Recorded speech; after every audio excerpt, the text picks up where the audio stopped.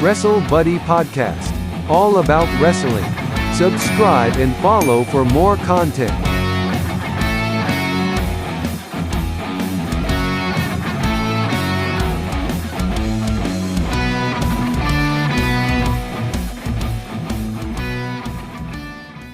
With Steve, and our guest is the mocha skin mammal, Rohit Raju. How you doing today, man?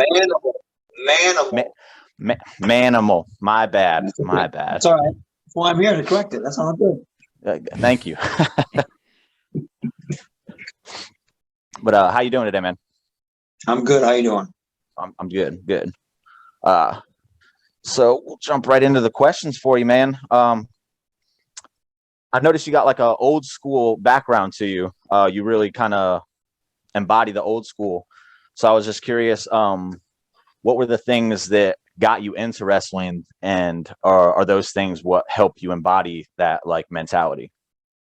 Yeah, I mean, what got me into wrestling was the larger than life personalities at first. First time seeing the Road Warriors, Hulk Hogan, guys like the Macho Man, guys like that. They're such over the top characters that it almost draws you in. It's like a live action comic book jumping out to you for the first time. And of course, I've gone through my phases, watching when a lot of like the well-known indie guys were coming up, like AJ Styles was at the time, Amazing Red, Low Key, Bryan Danielson, stuff like that, Christopher Daniels, watching the first run of the X Division.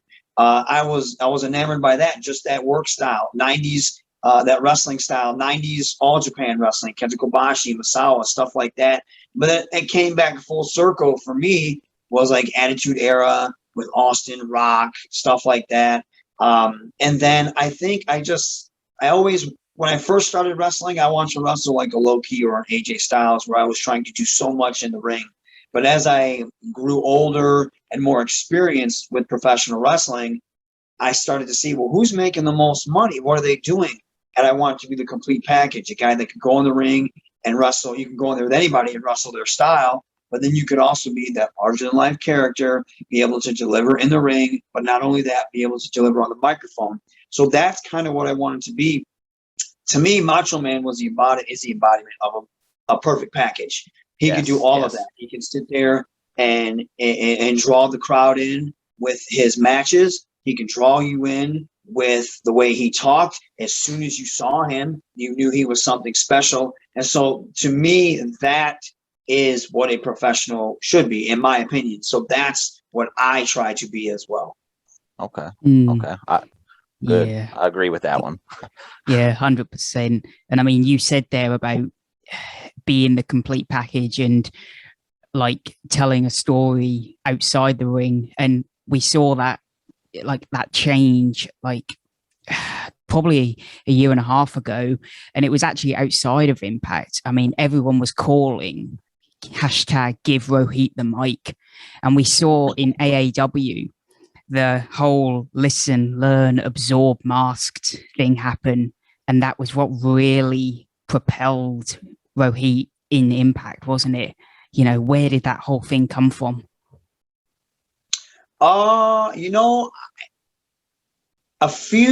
a few guys knew I could actually cut a promo in Impact, and I think they were so. I don't know. I honestly don't know what was a catalyst to let them give me the ball, so to speak. I honestly have no idea, because I knew I was doing the AAW stuff, and a lot of my peers had saw it, and they were like, "Whoa, we didn't know, you could talk like that." So many people would come up to me like, "Dude, I didn't know you could cut a promo like that." And so I was like, "Yeah, I can talk. This is like one of my fortes, my bread and butter, is to be able to cut a promo." I was just waiting, anticipating for Impact to give me that run and give me something. So as soon as they said, "Okay, we got you cutting promos," and I was by myself, I was like, "This is it. It's put up or shut up time." And I thought I did that. And as soon as they gave me that X Division run, I was like, well, this is it as well. There's no way I'm dropping this ball. I'm going to run with it. So it made me feel great. I had the opportunity to become X Division champion, and I felt like that was the 180 that I needed to get all the eyes on me. And now was the time to show what I can do and who I can be. And I haven't looked back ever since. Yeah, I'd say that really kick-started your character in Impact, didn't it? Yeah, hands down, that was it right there. Your X division that you mentioned there, that really, kick-started your character and then propelled you into the X division, didn't it? Yeah, that was when I don't even know what the plans were or what, anything, what they had in mind. But I knew once that was in my court, you know what I mean? The ball was in my court. It was up to me to not lose the fire because I'm always hungry. I always have a chip on my shoulder and a fire in my belly to show everyone that I belong here. You know what I mean? Whatever position, whatever spot on the card I'm trying to get at, I want to show everybody that I belong there. And so I had that opportunity, and I wasn't gonna let that go to waste. And so it was my time, and I feel like that, and then just anything that I've had the opportunity to do since then, I put in 100%. Whether it's something small, whether it's something large, whether it's a singles match, a tag match, a scramble, whatever, I want to make sure that I show out and I stand out. So yeah, I believe that the X Division Championship title run was that opportunity to turn things around for Rohit Raju. Okay. You've mentioned the X Division title a lot and how you were drawn to it during its original run. You ended up defeating Chris Bay and TJP in the three-way to win that title. How did that feel to win the belt, knowing when that put you in the same category as previous title holders like the AJ Styles, who you've mentioned, and Samoa Joe, Kurt Angle, names like that? Honestly, it took a long time for me to come off that cloud of being, winning the X Division Championship belt. And then I didn't think about it when I was champion. The only thing I was thinking about was how to make this the best opportunity. You know what I mean? How to make this my chance. And it wasn't until talking with friends then when they would say that, they would bring that up. And I'm like, man, you're right. Like, top of the line people have held this championship belt, like a who's who has been X Division champion. And that's when it started to sink in, like, man, yeah, I've made a little history for myself. So that's when it hit me. And it was like, it wasn't until like maybe like a month down the line until I was really thinking about, man, I'm in some really good shoes here. I'm in a great class of professional wrestlers. And to me, it feels amazing. It also feels amazing because I did something different when I was X Division champion. A lot of people expect the, I guess, highlight reel style of professional wrestling, whereas I wanted to, yes, give you that with my matches, but also outside with my plotting and scheming and just being a real horrible individual as champion. That's what I wanted you to remember as well. And I think I nailed that message. You know what I mean? I think I hammered that home. And I mean, like, you were kind of, to me, what a perfect heel should be, because you used all the underhanded tactics, but you always got the pin clean, or you always got the pin. You never kind of, used underhanded tactics and escaped with a unfair victory. Yeah, I mean, there was a few times that I would, and I think it just adds to it. It adds to the fans hating more. It gives them justification, but it also gives me the justification as being the champion. And, whether it's escaping or using that to my advantage, I get to boast. I get to tell the world why I'm still the best X Division champion of this lifetime, and go on this tirade, and then have another Defeat the Rohit challenge and change the rules whenever I want. And it just gives the fan, I connect with them to the fact that they can't stand me. They absolutely hate me. And it gives them good reason. And I want that. I want that smoke. So please, by all means, give it to me, because at the end of the day, I'm still going to be the X Division champion. I'm still going to have my hand raised. I'm still going to have the win in my column. So, and then nothing's going to change that. So, and that's exactly the message that I wanted to get across during my X Division run. And it was great, And now you got a guy like Josh Alexander, who does the direct opposite, who's this wrestling machine. But that's who Josh Alexander is. He's this wrestling machine. And it's fantastic to see that everyone on the roster, especially with the X Division, can bring their own special cup of talent and a different sort of spice to the X Division. So whenever they get a chance to be the X Division champion, they can do something different with it. And I was very glad to breathe some fresh air into that division. Yeah. And it's interesting you say that, like the style of character you've got. Like, did you always plan to be that character, or did you set out to be that, ordinary X Division, wrestler, and then halfway through think, I need something different and interject this character? No, I never, ever, ever, whether it was X Division, just professional wrestling in general, ever want to be ordinary. Never. Because to me, the best professional wrestlers are not ordinary. They're not the guys that you compare. The only guys that make it work that were so-called ordinary was a guy like Dusty Rhodes, where he was that blue-collar worker and he was fighting for the common man. He made that work. Not everybody can do that. Mick Foley, even though he was, still blue-collar, he was extreme. He was insane. He was doing all these crazy things. He was Mankind. He made that work.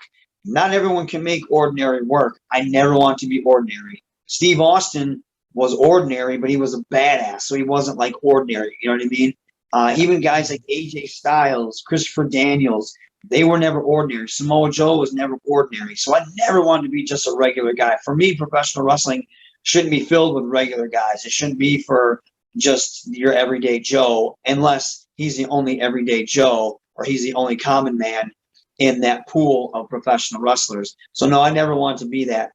Did I want to be the very pissed off, chip on my shoulder, bitter individual like AAW, Hakeem Zayn? Sure. But when I saw where Rohit Raju was going and where they wanted him to go, that's when I was like, I have to be over the top. I have to be larger than life. I have to be not this bitter individual I was before, but now I have it.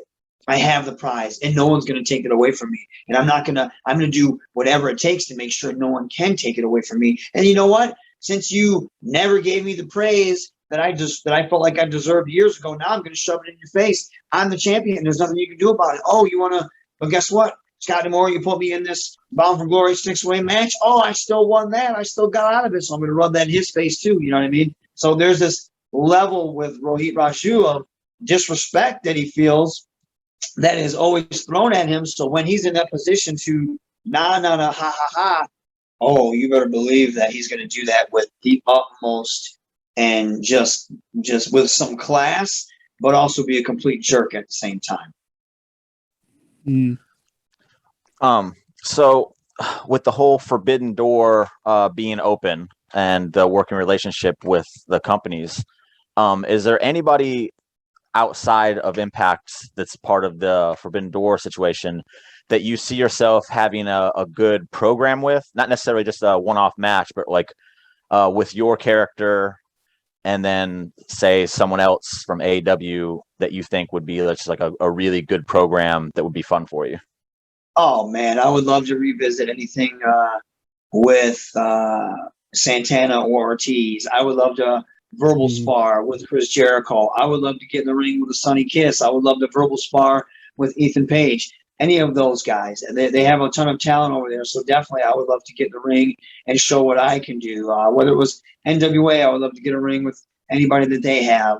New Japan, I would love to get in the ring again with Ishimori. With the first time one of my first matches at Impact before I was even signed was with Ishimori. So yeah, definitely I would love to revisit that. There's so much talent in the world of professional wrestling, and especially with all these companies that we have a hand in with right now.